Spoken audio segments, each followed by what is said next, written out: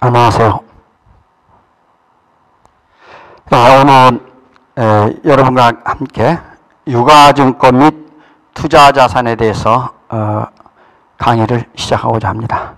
우선 강의에 앞서서 이제는 칠판에 안 보여드리겠습니다. 바로 노래 한 곡 하면서 다시 에너지를 충전하십시다. 자산의 증가는 왼쪽의 차변에, 부채 자본 증가는 오른쪽 대변에, 비용은 차변에, 수익은 대변에, 차변 대변 붕괴는 거래의 판료소. 자, 오늘은 이제 챕터 5 유가증권 및 투자자산입니다. 자, 왜 유가증권이라고 했느냐, 이제 이겁니다. 유가증권의 개념부터 한번 여러분과 같이 하겠습니다. 왜 유가증권이라고 했을까요? 제가 제목을 유가증권이라고 했습니다. 유가증권에는 두 가지 측면에서 보기 때문에 그렇습니다. 우선 유가증권은 옛날에는 유가증권이라고 했습니다. 이게 유가증권이라는 것은 이 대표적인 게 주식이고요. 하나는 채권입니다. 이 두 개가 쌍벽을 이루는 것이죠. 이것을 우리는 유가증권이라 하는데, 이것은 투자자산에 속하지 않은 유동자산에 속하는 것을 우리는 즉 당좌자산에 속하는 것을 우리는 이 유가증권으로 정의를 하고, 그 다음에 이제 비유동자산에 속하는 투자자산을 한꺼번에 묶어서, 같은 성질이기 때문에 한꺼번에 묶어서 수업을 하겠습니다. 첫째, 여러분 있잖아요. 유가증권을 보실 때는 이 투자자산 하면 1년 이상, 그죠? 이것은 1년 이내. 그러니까 1년 이상인 경우는 투자자산으로 보고, 비유동자산으로 보고, 1년 이내일 때는 당좌자산, 즉 유동자산으로 보면 되겠습니다. 그러면 이 유가증권은 어떻게 되냐? 우선 이 개념은 지분증권과 지분증권하고요, 또 하나는 채무증권으로 나눕니다. 이렇게 일단 분류합니다. 그런데 이 지분증권이라는 것은 뭐냐면 하나의 자본의 개념이에요. 자본의 개념이고요. 채무증권은 하나의 부채의 개념입니다. 둘 다 대변이라는 걸 갖지요.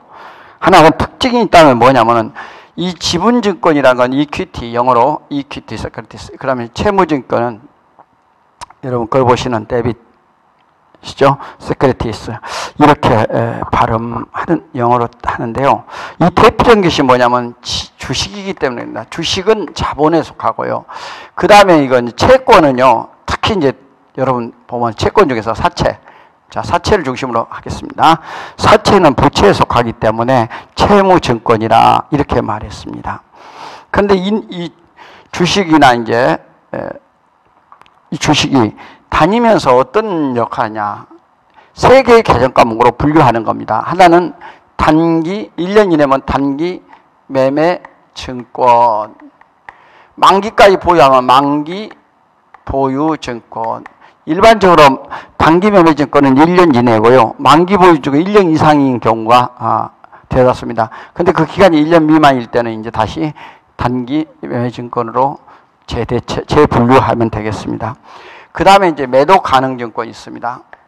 매도 가능 증권은 어떤 특징이 있냐면은, 단기 매매 증권하고 매도 가능 증권 차이점 뭐냐면은, 시장성이 없다는 거죠. 시장성이 없어요. 어떤 의미에서 언제나 팔 수 있는데 현재 시장성이 없기 때문에 팔 수가 없어서 일단 매도 가능 증권이라 이렇게 애매모호한, 만기도 아니고 중간에 이렇게 있는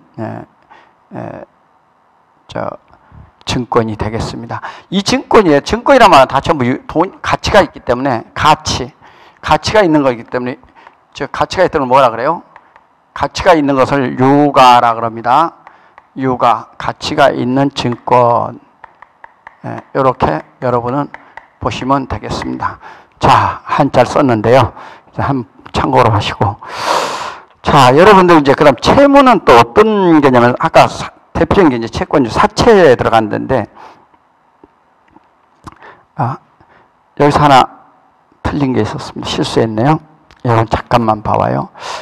만기 보유 증권이 나오겠습니까? 주식이 만기까지 갑니까? 아니죠. 이거 틀렸습니다. 제가.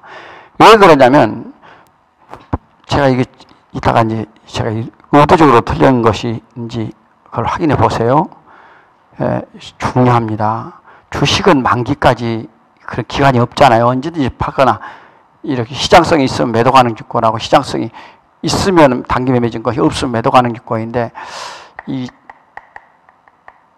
타회사를 지배하기 위해서 이제 나중에 투자자에 속하는 지분법 적용 주식이라고 합니다. 이렇게 세 가지로 나누어져요. 뭐가 없다? 만기 보유 증권이 없다는 거죠. 제가 여기 좀 노란색으로 썼습니다. 꼭 기록해 두세요. 자, 그러면 채무증권은 어떻게 해요? 자, 1년 이내면은 단기 매매 증권 이렇게 분류하고요. 그 다음에 이제 두 번째는 이제 매도 가능 증권. 세 번째가 이제 만기, 이건 이제 만기 보유 증권이 있어요. 왜 만기 보유 증권이 있냐면 사채는요, 상환하거든요. 사채는 반드시 기간이 되면은 뭐 한다? 상환. 네, 상환을 해요. 그러니까 상환을 하면은 반드시 만기가 되면 만기 보유 증권으로 분류할 수 있습니다. 그리고 팔 수도 있고요. 이렇게 세 개로 분류합니다. 그런데 사채는 지분법 적용 주식은 없다는 거죠. 이거 꼭 기억해 놔요. 지분법 적용 투자 주식, 투자가 빠져버렸네. 지분법 적용 투자 주식. 이것은 없다는 거예요. 왜냐하면 이건 주식은 지분 증권이기 때문에 자기 지분이 지분이 뭡니까? 목이잖아요. 자기 목. 즉 쉽게 말하면 자기 순수한 자기 주식이거든요. 자기 거. 남은 게 아니고 자기 거 주식. 이것을 우리 지분법 적용 투자 주식이라 그러는데 이건 이제 투자자산에 속하는 겁니다. 나중에 보시면. 그래서 이것 대신에 이제 뭐냐면 채무증권에도 만기보유증권이 없다는 거예요. 두 가지는 동시에 적용되는데요. 그거 꼭 기억해 주십시오. 이거 모르시면 일단 시험 문제 꼭 나오는데 또 틀려요. 시험 문제 나오면 뭐 약방에 감초 한 문제씩 꼭 나오잖아요. 이거 왜 나오거든요. 자, 보시기를 하고. 그러면 이제 여기서는 뭐예요? 요 두 개는 뭐예요? 유동자산에 속하죠? 유동자산. 요것은 뭐예요? 비유동자산. 자, 비유동자산입니다. 비유동자산은 무슨 자산? 투자자산. 여기는 유동자산 중에서 뭐예요? 당좌자산. 이렇게 보시면 되고요. 그래서 요거 또 좀 당좌자산 중에서 단기, 여기는 이제 투자자산이니까 장기잖아요. 그러니까 이건 단기 투자자산이라고 개정 과목을 재무제표에 표시하면 됩니다. 그러니까 개정 과목은 무슨 말이냐? 매도 가능 증권, 이게 개정 과목이에요. 그런데 재무제표에 표시할 때는 단기 투자자산으로 합쳐가지고 단기 투자자산이다 이렇게 해도 된다 이런 얘기입니다. 지금 이것이 개정 과목이 아니에요. 사실은 이게 개정 과목이요. 재무제표 표시할 때는 너무 개정 과목이 많으니까 그걸 통합 또는 분리 이렇게 해서 하는 건데 여기서는 이제 같은 성질이기 때문에 통합해서 하는 겁니다. 그 다음에 이제 단기 매매증권하고 요것은 이제 만기가 많죠. 그래서 비유동자산으로 보통 분류합니다. 비유동자산이면 이제 투자자산에 속하겠죠. 투자자산에 속하고요. 요 단기 매매증권은 유동자산에 속합니다. 유동자산에 속하는데 어디에 속해요? 여기서도 마찬가지로 단기 투자자산으로 재무제표에 표시하면 되겠습니다. 자, 여기까지 여러분하고 같이 유가증권의 개념을 봤습니다. 종류는 그 책에 있으니까 뭔지 뭐 보시면 알겠습니다. 지분증권은 주식이 전부죠. 그 다음에 채무증권은 이제 채권, 공채하고 사채 뭐 이런 것 등이 여기 해당되겠습니다. 자, 단기 매매증권을 평가할 때 이제 첫 번째 이제 단기 매매증권부터 하나하나씩 살펴보도록 하겠습니다. 우선 단기 매매증권은 1년 이내라는 특징이 있어요. 첫째, 1년 이내. 1년 이상이 1년을 초과하면 무슨 자산? 투자자산에 속한다. 그렇죠? 그러면 이제 단기 매매증권이 아니라 장기 매매증권이 되는 거죠. 예.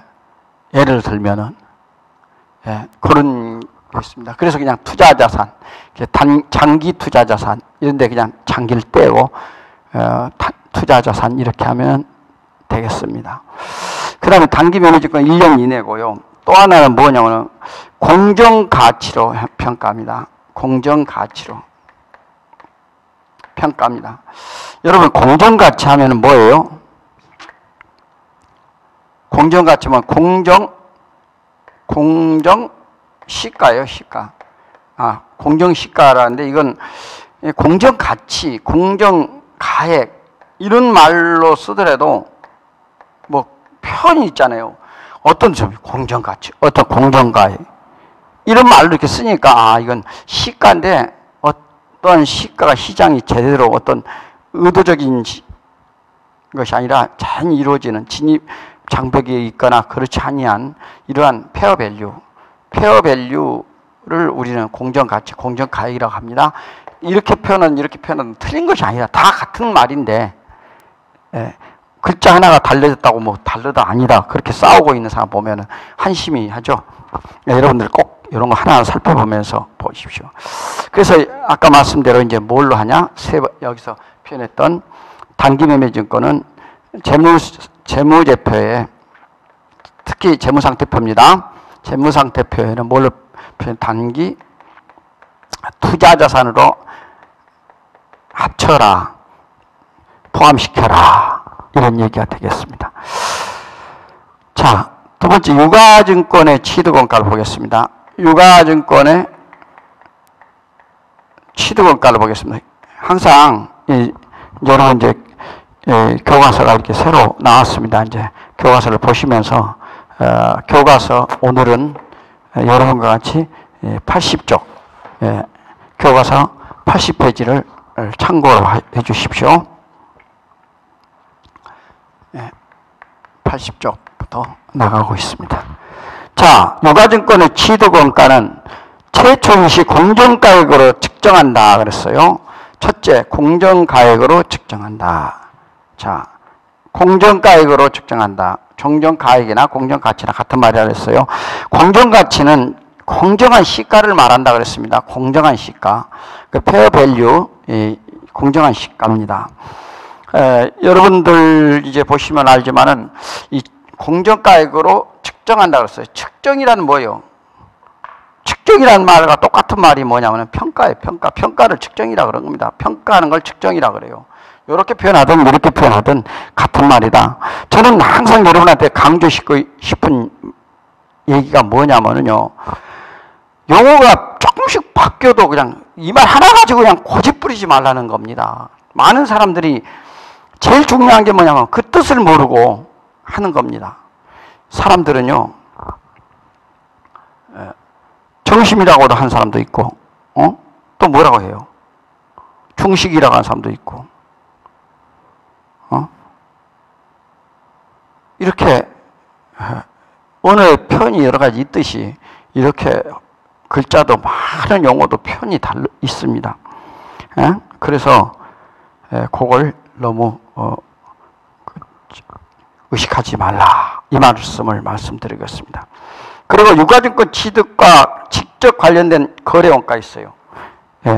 두 번째가 이제 거래원가인데 유가증권 관련된 거래원가, 즉 거래시 같이 이제 포함된 금액 있잖아요. 이 거래원가는 글씨가 미안합니다. 글씨를 잘 쓰려고 그러면 더 못 쓰겠어요. 이 거래원가는 최초 인식하는 거래원가는 최초 인식 공정가액에 가산합니다. 공정가액에 가산합니다. 이렇게. 그런데 이 취득과 직접 관련된 거래원가는 최초 인식하는 경우는 공정가액에 가산한다. 이렇게 보시면 되겠습니다. 자, 그 다음에 책을 보면서 81쪽을 보면서 설명드리겠습니다. 자, 1년 이내에 만기가 도래하는 것이 확실한 매도 가능 증권은 첫째 유동자산으로 분류합니다. 그리고 단기자산을 과목으로 통합한다. 좀 전에 표시했던 같은 말이 되겠습니다. 그 다음에 이제 만기 보유증권은 1년 이내에 만기가 도래하는 만기 보유증권은 원래가 이제 만기 보유증권은 이제 투자자산으로서 1년 이상이 된다면 투자자산으로 분류하는데 1년 이내로 도래하니까 유동자산으로 재분류해 가지고 단기 투자자산 과목으로 합쳐주면 되겠습니다. 그 다음에 이제 여섯 번째 그 보시면 81주 여섯 번째가 어떤 게냐면은 그걸 보십시오. 유가증권 보유 시 배당금 이자 수익을 하는데 이것은 있잖아요. 첫째가 지분증권일 때 하고 지분이 뭐예요? 주식이라고 그랬습니다. 머릿속에 꽉 박혀야 됩니다. 지분증권이에요. 지분증권은 그냥 주식이다 그냥 이렇게 하나마디 하세요. 뭐 딴 뭐 신주 인수권 어쩌고 그것도 주식입니다. 주식이 똑같은 주식이라는 용어가 이제 새로 발행하니까 신주. 그것을 인수할 수 있는 권리가 신주 인수권 주식이 사채 같은 것이 있고요. 또 그 사채를 신주 인수권부 사채라고 합니다. 그러니까 신주 인수 어떤 주식이다 이렇게 생각하시고 이제 보십니다. 그러면은 우선 차변에 이제 현금 있잖아요. 현금으로 인수했어요. 그러면 근데 문제를 보겠습니다. 지분증권의 배당금 수익으로 인식이라는 것은 이제 알았다 뭐 이런 얘기니까 어떤 실현된 것을 얘기하는 것이 인식입니다. 그래서 이제 지분증권을 보유하고 있는데 배당금을 받았어요. 그러면 여기다 배당금을 받았으니까 요건 현금으로 받던 배당금을 못 받던 대부분 현금이잖아요. 그러면 배당금 수익이라고 이렇게 표시하겠습니다. 자, 두 번째가 이제 채무증권이에요. 채무증권은 뭐라 그랬어요? 제가 꼭 외우라 그랬죠? 아니, 인식해야 됩니다. 꼭 알아야 됩니다. 뭐라고요? 사채가 되게 대표적인 사채라 여기 있습니다. 사채는 줄여서 회사채를 줄여가지고 사채 이럽니다. 그 개인 뭐 이렇게 무슨 대부업체가 그 사채가 아닙니다. 그거하고 전혀 다른 용어입니다. 여기서는 대부업체는 특히나 뭐 일수하고 뭐 달러니 뭐니 저는 그런 거 돈 하는 꺾기인가 하여튼 용어를 잘 모르겠습니다만은 그런 거하고 다릅니다. 근데 이 채무증권인데 사채이기 때문에 이것은 이자 비용으로 처리합니다. 그리고 대변에 이자 수익, 잠깐만요. 우선 현금을 받았다. 그럼 이자 수익을 처리하겠습니다. 자, 현금을 받았다. 자, 현금, 이자 수익. 자, 이렇게 되겠습니다. 여러분들 요거 이자 수익, 배당금 수익 이렇게 차이가 있다는 걸 꼭 알고 꼭 기억해 주시기 바랍니다. 여기만 기억하면 됩니다. 이거 뭘로 받았는지 이건 중요한 보통예금으로 들어갔는지 모르니까 대변 쪽만 중시해 주시면 되겠습니다. 자, 여러분들 이제 유가증권의 평가는 이 정도로 유가증권의 평가는 단기매매증권, 매도가능증권, 그다음 만기보유증권인데 여기서 여러분들이 이제 하나 알아두실 거 있어요. 만기보유증권은 뭘로 한다? 만기보유증권은 원가법으로 한다.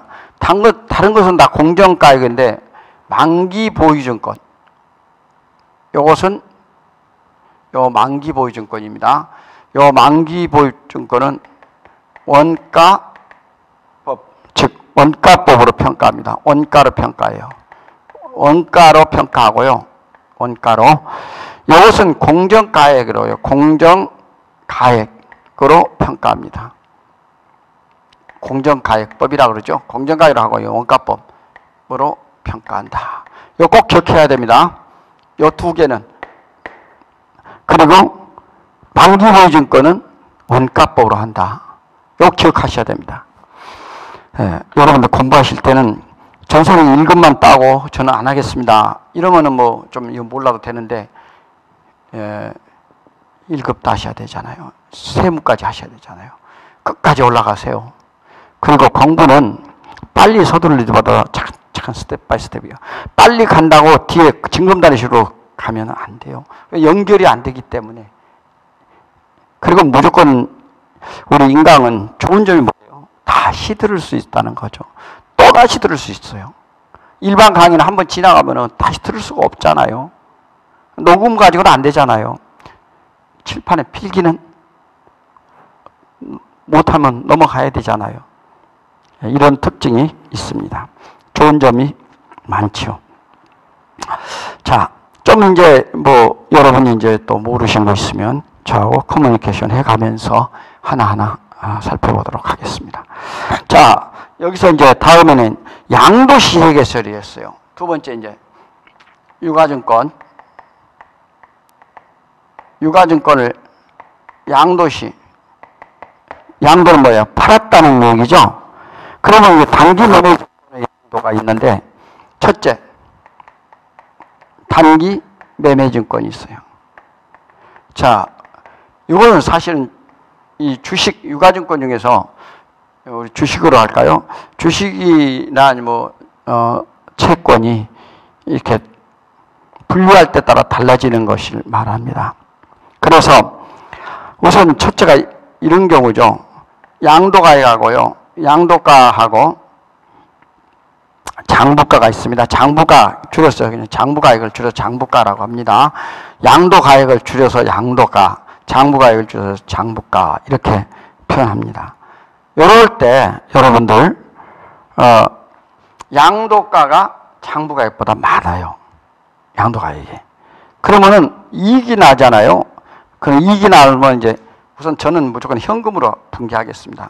현금 받았다고 하면 현금이 최고니까요. 그 다음에 단기 매매증권. 그러니까, 그런데 이 양도가가 많아요. 장부가보다. 장부가가 예를 들면은 500원인데, 장부가 500원인데, 양도가 600원에 팔았다. 그럼 100원이라는 단기 매매 증권.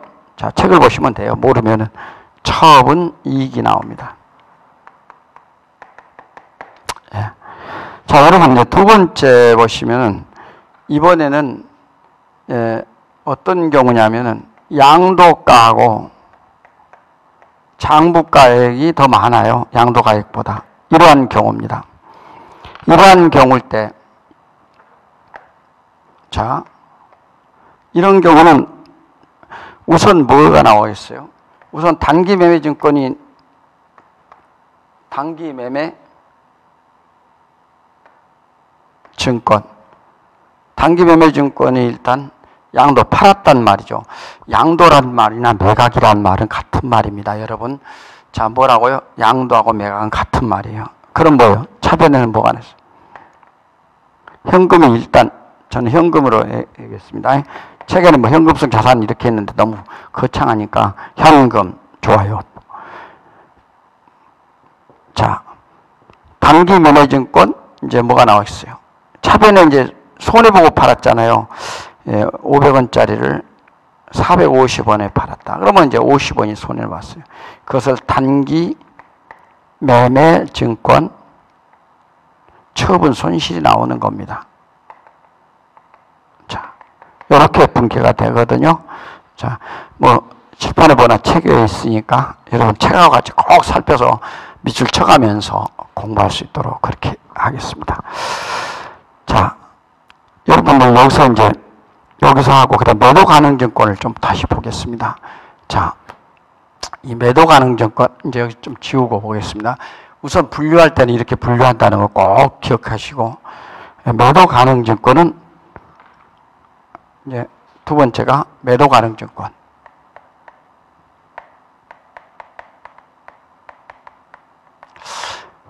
매도 가능 증권은 팔 수 있는 거죠. 그런데 하나 시장성이 부족할 때는 단기 매매 증권으로 하지 않고 매도 가능 증권을 한다. 이랬을 때 이제 양도 시점에서 매도 가능 증권 평가 차익이 계산된다. 양도 그 전에, 전 시점에서, 그러니까 이때는 양도 전에 시점에서 뭐가 나온다? 매도 가능 증권 평가 차익이 나옵니다. 평가 차익이 나오는데, 이것이 뭐가 특징이냐면 항상 여러분들 뭘로 분류하냐면 그냥 평가 차익은 영업에 이렇게 하면 안 된다 이거야. 영업에 뭐 수익이다 이렇게 하면 안 되고 기타 포괄 손익 누계액으로 잡아주는 거다. 기타 포괄 손익 누계액으로 해줘야 해. 요 계정을 해요. 이건 무슨 계정이에요? 자본 계정이죠. 자본 계정으로 해줘요. 요게 꼭 기억하셔야 됩니다. 뭐라고? 꼭 기억해요. 제가 강조합니다. 그럼 한번 분개해 볼까요? 그러면 이제 우선 매도관이 평가해서 차익이 나왔단 말입니다. 처음에 현금이요. 현금. 이건 지금 양도 전에입니다. 양도 전에. 팔기 전에 이제 평가를 했어요. 그런데 우선 매도 가능 증권 일단 뭐 500원짜리라면은 매도 가능 증권은 500원이 나왔죠. 증권 500원 이렇게 이제 하고 두 번에 이제 매도 가능 증권 평가 차익이 나옵니다. 매도 가능 증권 평가 차익. 평가 이익이라 해도 괜찮습니다. 차익이나 이익이나 같은 말인데 꼭 뭐 이익은 차익은 뭐고 이익은 뭡니까? 아, 서로 간의 거리 차라는 것은 두 개 평가했을 때 장부가액하고 또 시가하고 공정가하고 차익이니까 차이가 나는 이익이다 이거예요. 차이가 나는 이익. 그걸 차익이라고 합니다. 그럼 이익 평가 이익이라고 해도 되는데 차익이라는 게 정확하다 이거예요. 두 개를 비교할 때는 차익이라고 그러고 하나만 그냥 팔릴 땐 처분이니까 처분 이익이죠 그것은. 예. 그래서 이렇게 평가시는 차익이라고 쓰는 것이 정확한 표현입니다. 예. 그거 기억해 두시고. 그 다음에 이제 여기서 요것은 평가 차익은 뭘로 한다 그랬어요? 기타 포괄 손익 누계액으로 한다고 지금 방금 얘기했죠. 그래서 요것은 자본 계정에 속하는 기타 포괄 손익 누계액이에요. 나중에 매도 가능 증권 평가 차익은 기타 포괄 손익 누계액으로 재무제표 표시를 해줘야 돼요. 그래서 제가 이렇게 써놓은 겁니다. 그 다음에 이제 이렇게 또 차익이 나면은 뭐가요? 매도 가능 증권 뭐예요? 처분 팔기 전에 이제 평가했으면 그거 써주고 처분 이익 이렇게 나오겠습니다. 이러면 이제 분개가 끝납니다. 그 다음에 이제 또 이번에는 평가 이제 차익이 생기는 이번 차손이 생기는 경우입니다. 자 이번에도 똑같이 양도 전에 두 번째가 양도 전에 평가 차손이 생겼어요. 평가 차손이나 평가 손실이나 같은 말이라고 그랬어요. 너무 그냥 이것도 이제 기타 포괄 손익 누계액으로 처리해 줍니다. 뭐라고요? 기타 포괄 손익 누계액으로 처리해 주는 겁니다. 이건 자본 계정이라고 그랬습니다. 자본 계정입니다. 기타 포괄 손익 누계액이라는 그 자본 계정에 속하는 겁니다. 자본 조정 바로 밑에 들어가는 겁니다. 자, 분개를 한번 해볼까요? 우선 현금으로 먼저 무조건 하겠습니다. 현금. 자, 현금을 하는데 뭐가 생겼어요? 매도 가능 증권.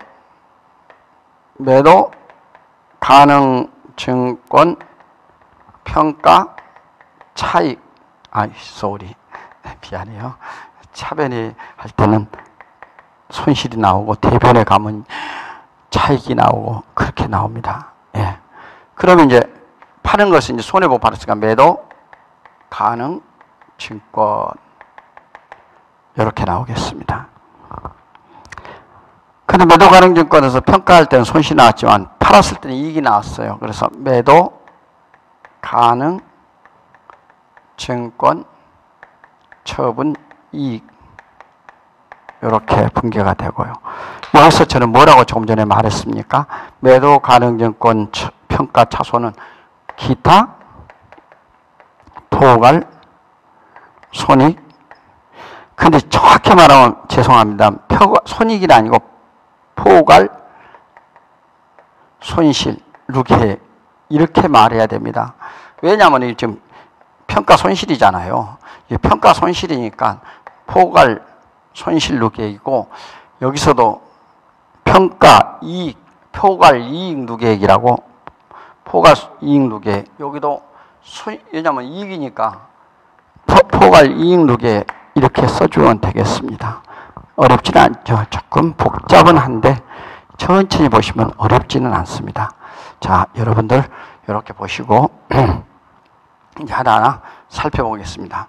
저는 아무리 인강이라 그래서 교수가 자기것만 안다고 저 혼자 넘어가는 나는 그런 사람은 되고 싶지 않습니다. 여러분도 꼭 좀 하나하나 차근차근 하고 교과서를 읽어가면서 또 볼 수 있도록 그렇게 하십시오. 회계는 서둘러서 가는 것이 아닙니다. 자, 유가증권의 표시. 자, 유가증권을 어떻게 표시한다? 유가증권은 유동자산입니다. 그 중에 당좌자산에 속해요. 그리고 그 단기매매증권은 당좌자산이라고 했어요. 그 다음에 매도가능증권, 만기보유증권은 비유동자산으로 분류해서 투자자산으로 봅니다. 그냥 비유동자산 중에서 투자자산이다. 이런 얘기가 되겠습니다. 근데 이것들이 이제 만약에 매도가능증권 있잖아요.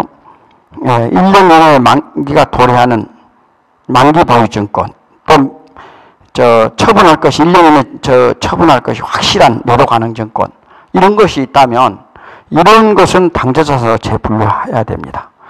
그러면 여러분 잠시 쉬었다가 오늘은 이 유가증권에 대해서 즉 유동자산, 당좌자산에 속하는 유가증권에 대해서 한번 살펴봤습니다. 이번에 이제 장기 투자자산에 속하는 1년 이상 투자에 속하는 우리가 투자자산 여기에 대해서 잠시 후에 쉬었다가 여러분과 같이 다시 뵙도록 하겠습니다. 고맙습니다. 자, 힘냅시다. 화이팅!